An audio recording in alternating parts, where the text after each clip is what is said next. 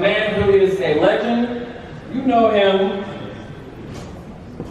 as Spike Spiegel. Give it up to Steve Boone.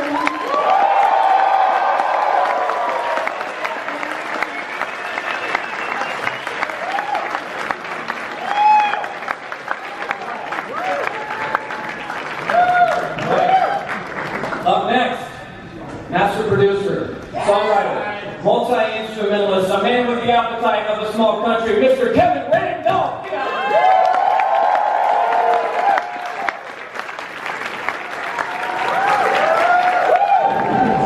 Give it up for my man, Six.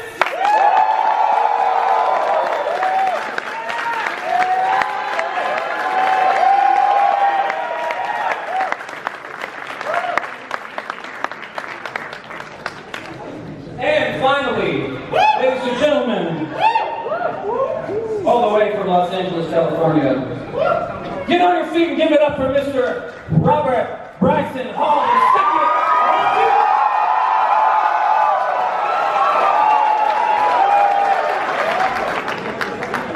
Oh my goodness, oh my goodness, oh my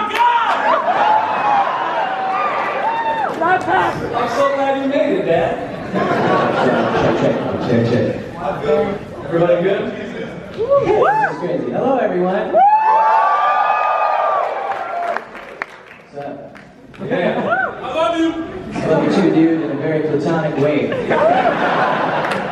Really love my wife.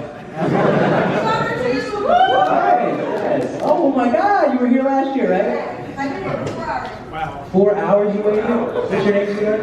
Hey, oh, that's right, we talked about that. Wow, 4 hours. Shout out to everybody who waited. Thank you so much. I appreciate it. There was a panel for an album that changed a lot of things. The Incredible True Story.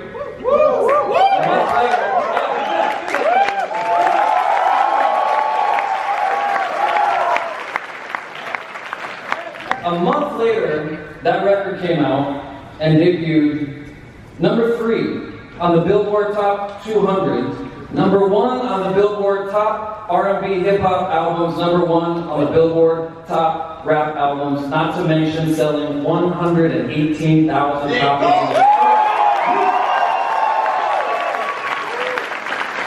My streams over 135,000. Click!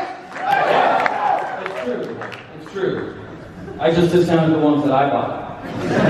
Just so you guys know, in this day and age in the music business, that many records sold, especially in that short amount of time, is referred to as a shit ton. That's what we're here to talk about. So Logic, let's get started with talking about this record. This was very high concept, very ambitious. Probably a lot of people said, why do this straight out the gate after such a successful debut album? Do you feel like you were able to pull off the vision, pull off what you wanted to do with the concept? And obviously the fan reception has been incredible, not just by the sales, but by the fact that this room is full of people. And last year's panel for this album was the first hip-hop panel at a Comic-Con.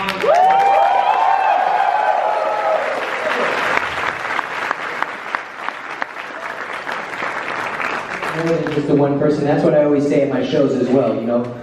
You go see, even when it comes to rappers, you see rappers and they're there and they're like, yeah, check it out, it's me. You know what I mean? Like, that's cool and all. But there's so many more people behind the scenes, you know, the people running the lights and the sound and the tour manager. Shout out to my tour manager, Momberg, in the back of the video.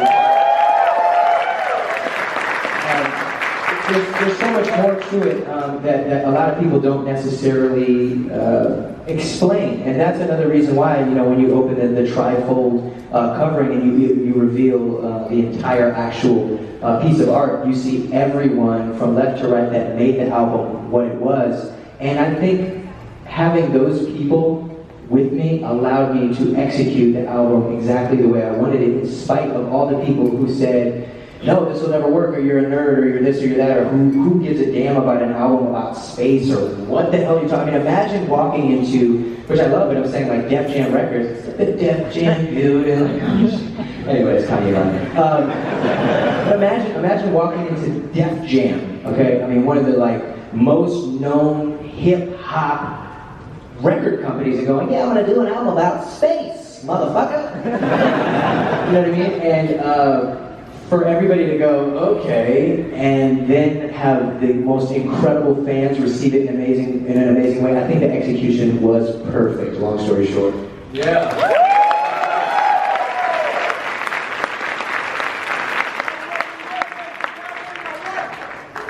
Yeah.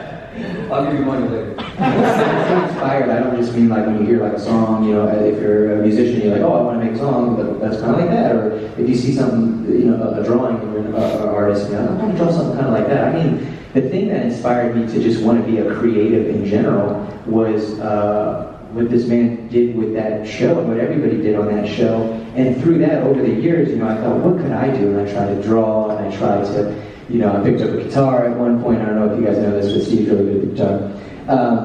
And I tried all these different things, and then I came across hip-hop, which was something that was just incredible, because hip-hop is such a beautiful and amazing culture. And I still loved anime, and I still loved, you know, all this like super nerdy stuff that I was told that I wasn't allowed to like because I was in hip-hop, and I persevered through it. And then once I came across a documentary called I Know That Voice. Has anybody seen that? It's on Netflix, you guys should check it out. It's on Netflix and chill, baby. So I saw this incredible documentary about so many of my favorite voice actors that I'd never actually seen. And you know, here's Steve Blum, and he didn't even like, before they flashed his name, he just started speaking, and I heard it, and I was like, oh my God, that's Spike, because that's how I knew him. And in the interview, one of the things that he said, he goes, you know, this is just a job, anybody can hire you. And I said, what? Are you serious? And I like had this idea of like how crazy and fun would it be to do a sci-fi album. I kind of always had this idea, and I was like, are you for real? And I contacted my manager, and I was like, yo, what's up? Like, can y'all like hit his agency? Like, what's good? You know what I'm saying? And Weird voice they use on the phone. I know. That's what I thought. I'm like, what's up, girl? Can I talk to Steve Blum, please? All right. Anyway. They said, please hold, man. Took down the transcription from that. Yeah. Do it recorder. Yeah, it was crazy. But before I knew it, we were talking. We were on email, and before I knew it, we were texting. And then we were talking on the phone, and then one day, you know, we agreed to meet. And he came to my house. First and foremost, the first thing that he says, "I know that face." And he said it in his voice, and I was like, oh my God, Spike just said he knows me. It was amazing, and he brings me, the first thing, he shakes my hand, and then he puts in my hand a signed script of the episode Toys in the Attic from every member of the cast. So please give it up for him.